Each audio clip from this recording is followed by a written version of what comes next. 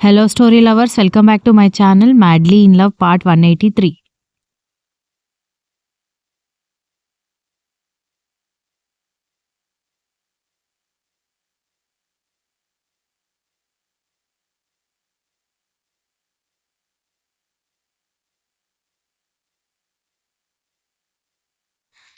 కర్ణ ఆ రోజు రాత్రి భోజనం చేస్తూ ఉండగా అబ్బాయి గారు అమ్మగారొచ్చారు అని పని మనిషి వచ్చి చెప్పడంతో దక్ష వచ్చిందనుకొని ఏంటి అది ఈ టైంలో ఇక్కడికొచ్చిందా అని అడగడంతో పని మనిషి అయోమయంగా చూస్తుంటే ఎవరొచ్చారు నువ్వెవరి గురించి చెప్తున్నావు అని కర్ణ డౌట్గా అడిగేసరికి శాంభవి అమ్మగారు వచ్చారు బాబు అని చెప్పింది పని మనిషి.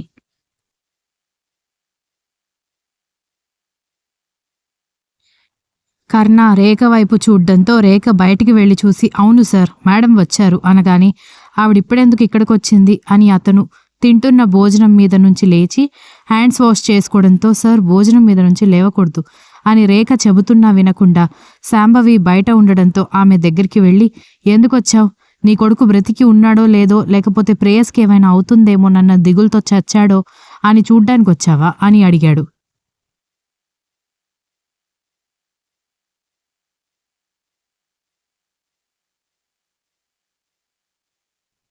శాంభవి కంగారుగా కొడుకు వైపు చూసి అవేం మాటలరా నేనెందుకు నిన్ను ఆ పొజిషన్లో చూడాలనుకుని ఈ టైంకొస్తాను అని అడిగేసరికి ఓహో ఒకవేళ నన్ను ఆ దీనమైన పొజిషన్లో చూడ్డానికి వస్తే ఈ టైం కాదు పట్టపగలు రావాలని ఇండైరెక్ట్గా చెప్తున్నావా సరే ఇప్పుడెందుకు వచ్చావో చెప్పు అని అడిగాడు.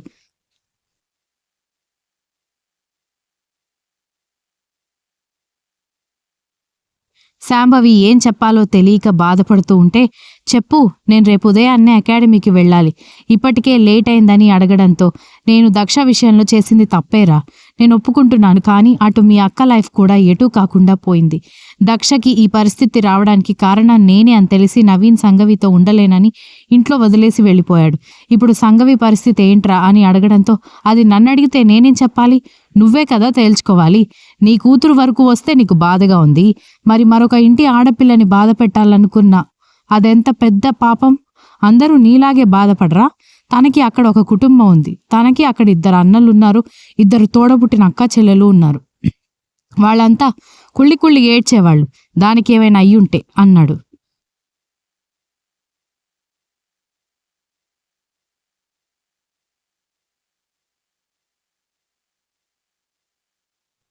శాంభవి బాధగా తలదించుకోవడంతో అమ్మ ఒక విషయం అడుగుతాను చెప్పు అనగానే చాలా రోజులకి కొడుకు అమ్మ అని పిలవడంతో ఆవిడ కన్నపేగు కదిలిపోవడంతో కొడుకు వైపు చూస్తూ ఉంటే అదంటే నాకు పంచ ప్రాణమని నీకు తెలుసు అది సంవత్సరం నన్ను వదిలేసి వెళ్ళిపోయినా నువ్వెక్కడికి వెళ్ళావన్న ప్రశ్న కూడా అడగకుండా నేను మళ్ళీ దాన్ని ప్రేమగా చూసుకున్నాను అలాంటి నేను అది లేకపోతే చచ్చిపోతానని తెలీదా ఫర్ ఎగ్జాంపుల్ అది నిజంగానే అని ఆ మాట పూర్తి చేయలేక ఆ బాధ తట్టుకోలేక నేను కూడా చచ్చిపోయి ఉంటే అనగానే కర్ణ అని ఏడుస్తూ కొడుకు గుండెల మీద వాలిపోయింది శాంభవి.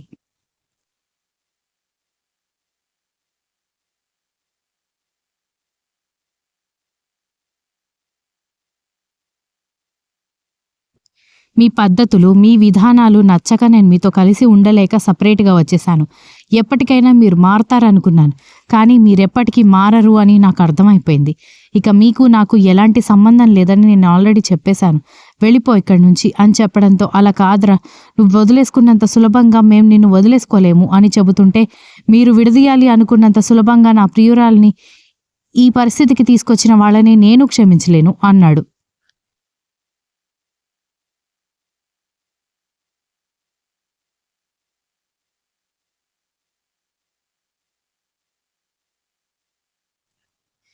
దాంతో శాంభవి బాధగా కొడుకు వైపు చూస్తుంటే వెళ్ళిపో ఇక్కడి నుంచి నాకు టైం అవుతుంది అని రేఖ అని పిలవడంతో రేఖ బయటికి రావడంతో డోర్ క్లోజ్ చేయి రేపటి నుంచి సెక్యూరిటీ గార్డ్కి ఎవరిని పడితే వాళ్ళని లోపలికి రానివ్వద్దు అని చెప్పు అని చెప్పి కర్ణ లోపలికి వెళ్ళిపోవడంతో సరే సార్ అని చెప్పింది రేఖ.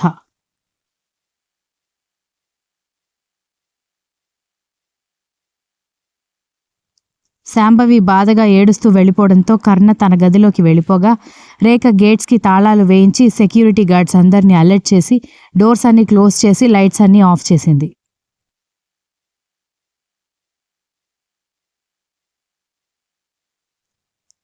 కర్ణ ఆ రోజు రాత్రంతా నిద్రపోకుండా బాల్కనీలో అటూ ఇటూ తిరుగుతూనే ఉన్నాడు.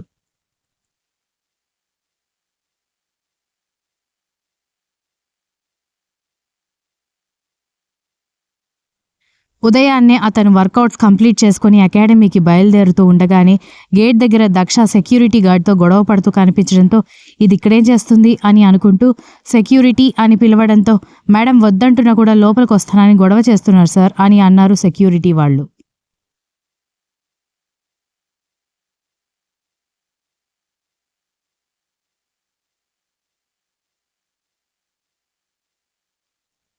కర్ణ కనిపించడంతో కన్నా అని పిలుస్తూ లోపలికి పరిగెత్తుకు రావడంతో దాదాపు 2-3 నెలల తర్వాత ఆ పిలుపు వినేసరికి కర్ణ హార్ట్ బీట్ రైజ్ అయ్యేసరికి ఆమె లోపలికి రాగానే వెనక్కి తిరిగి నిలబడ్డంతో ఏంటలా వెన్ను చూపిస్తూ నిలబడ్డారు, ఇదిగో తాళి తీసుకొచ్చాను, తాళి కట్టు కన్నా అని చెప్పడంతో ఏంటి తాళి కట్టేది, నీకు నిన్ననే చెప్పాను కదా తాళి కట్టను అని, ఇంకా ఎందుకు నా వెంట పడుతున్నావు అని కోపంగా అడగడంతో మీరు తాళి కట్టే వరకు నేను కూడా ఊరుకోను అని చెప్పాను కదా అని అంది దక్ష.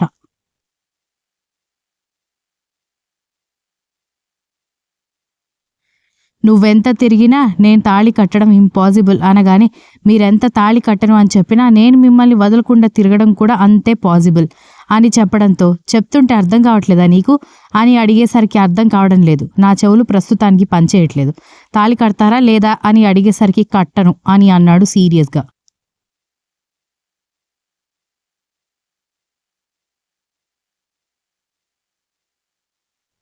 రేఖ అని కర్ణ పిలవడంతో ఏంటి సార్ అని బయటకు వచ్చేసరికి పాపం ఎవరో పిచ్చిది మతిస్థిమితం లేనట్టుంది, మన ఇంటి చుట్టూ తిరుగుతోంది, మాట్లాడి పంపించు అని చెప్పి అతను వెళ్ళిపోవడంతో దక్షని మతిస్థిమితం లేని అమ్మాయి అని ఎందుకంటున్నాడో అర్థం కాక అయోమయంగా చూసింది. రేఖ దక్ష దగ్గరకొచ్చి ఏమైంది మీ ఇద్దరికీ మళ్ళీ అని అడిగింది.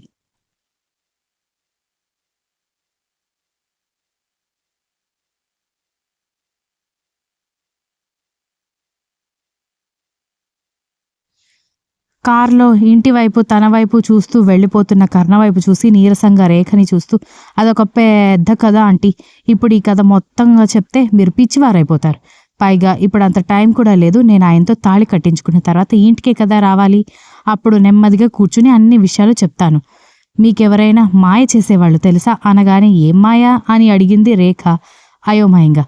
అదే మ్యాజిక్ చేయడానికి అనగానే ఇప్పుడు నువ్వు ఎవరిని మ్యాజిక్ చేయాలని అనుకుంటున్నావు అని అనగానే ఇంకెవర్ని మీ సార్ని అనగానే ఎందుకు మాయా మ్యాజిక్ చేయకుండానే నీ తోక పట్టుకుని తిరుగుతున్నాడు కదా అని రేఖ టీస్ చేయడంతో అంత సీన్ లేదు, అదంతా ఒకప్పుడు, కథంతా మారిపోయిందంటీ అని దక్ష పెదవి విరిచి ఏడుస్తున్నట్టుగా చెప్పడంతో సరే ఏమైంది అని అడుగుదామంటే పెద్ద కథ అన్నావు కదా, ఇప్పుడు అంత టైం లేదులే, అయినా కర్ణా సార్ గురించి తెలిసే నువ్వు మాయా మ్యాజిక్ చేయాలని అనుకుంటున్నావా, అంత సీన్ లేదులే అని చెప్పడంతో అంటే ఆ విగ్రహం మీద ఆ మ్యాజిక్ కూడా పని చేయవు అంటున్నారా అని అడిగింది దక్ష.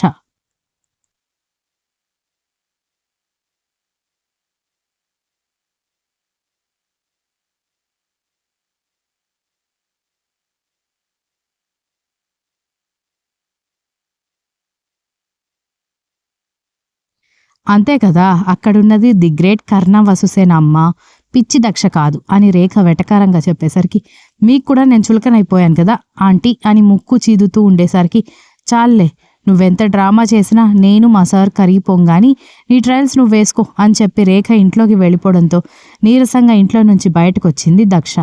ఆమె అనుకుంటే అదే మ్యాన్షన్లో ఉండిపోవచ్చు, కానీ ఇప్పుడు మాత్రం ఆ ఆలోచన విరమించుకుంది. ఎన్నిసార్లు ఆ ఇంట్లోకి వచ్చి కలిసి ఉంటున్నా వాళ్ళకి తలరాత ఫేవర్గా ఉండకపోవడంతో ఇక తాళి కట్టిన తర్వాతే అందులో అడుగు పెట్టాలని డిసైడ్ చేసుకుని బయటకొచ్చేసింది.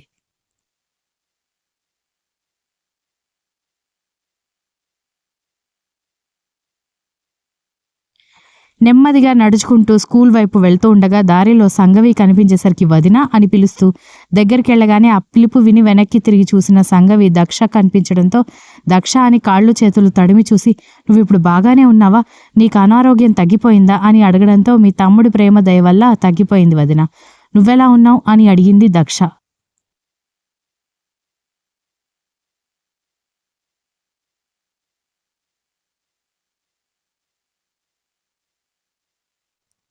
తల్లిదండ్రులు సక్రమంగా లేకపోతే పిల్లలు విచ్చలవిడిగా పెరుగుతారు అనే దానికి సాక్ష్యం నేనే దక్ష. మా అమ్మ నాన్న పద్ధతిగా ఉండి నన్ను పద్ధతిగా పెంచుంటే నేను అలా రాక్షసిలాగా తయారయ్యేదాన్ని కాదు. ఎన్నో తప్పులు పొరపాట్లు చేశాను, వాటన్నిటికీ శిక్ష అనుభవిస్తున్నాను అనగానే అన్నయ్యతో నేను మాట్లాడుతాను వదినా అని అంది దక్ష.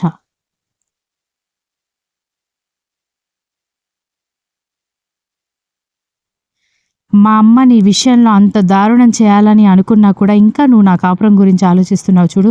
నీ అంత గొప్పతనం నాకు, మా అమ్మకి, మా నాన్నకి లేదమ్మా. అందుకే ఇప్పుడు అందరూ పనిష్మెంట్ తీసుకుంటున్నారు. కొన్ని రోజులు తీసుకొనివ్వు, తర్వాత అన్నీ అవే సర్దుకుంటాయి అనగానే ఇంత ఫిలాసఫికల్గా మాట్లాడడం ఎప్పుడు నేర్చుకున్నావు వదినా? ఈ డైలాగ్స్ నీకు సూట్ అవ్వట్లేదు అని అంది దక్ష.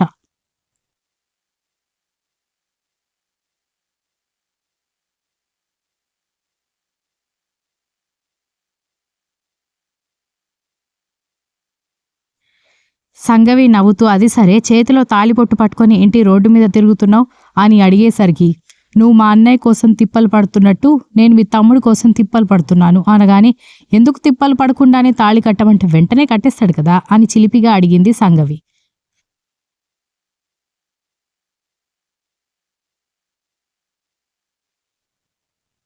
అందరికీ తన మీద కర్ణకి ఎంత ప్రేమ ఉంది అనేది తెలుసు. తానే తన పిచ్చితనంతో దూరం చేసుకుందని ఇందాక రేఖ మాటలు, ఇప్పుడు సంగవి మాటలు వింటుంటే అర్థం కావడంతో మొహం వేలాడేసుకోవడంతో, ఏమైంది నీకు, ఎందుకు డల్ అయిపోయావు అని సంగవి అడిగేసరికి, అదంతా పెద్ద కథ వదినా, నేను ఈసారి కలిసినప్పుడు చెప్తానులే, నువ్వు జాగ్రత్త, పరధ్యానంగా నడవకు, రోడ్ మీద ఉన్నావు అని చెప్పి స్కూల్కి వెళ్ళిపోయింది Daksha. Continuous. If you like the story please like, share, comment and don't forget to subscribe.